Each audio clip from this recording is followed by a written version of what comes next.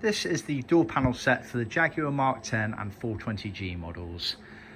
These have been done in Matador Red Vinyl. We can also offer in leather, smooth or grain. See our website for details.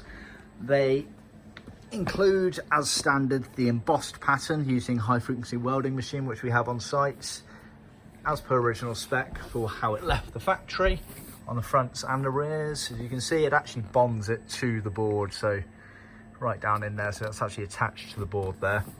They're then trimmed all the way around, apart from on the top edge, as you can see, where we have a flap, and that is to allow you, when trimming in the car, to tuck that underneath the door top wooden capping, then trim off any excess, and then it makes for a seamless join between the two panels in the car.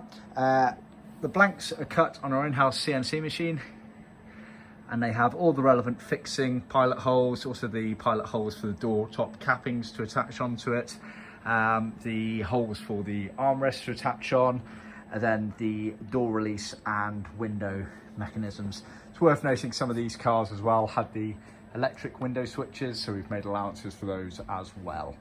The armrests, as standard, the door panel set of 4 includes enough material, 4 of these rectangles here, to recover your current torpedo armrest. However, for an extra cost, we can supply you brand new, fully trimmed up torpedo armrests. So we've trimmed 2 up for the sake of this video and left 2 untrimmed.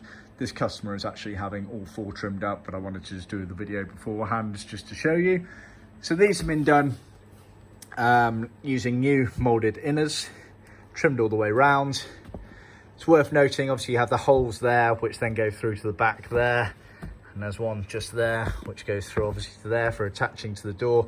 They normally had chrome inners on them, and also a chrome bit that went around there. We don't include those on the aftermarket ones. They can be quite tricky to transfer over across as well, so always worth considering your originals if you can.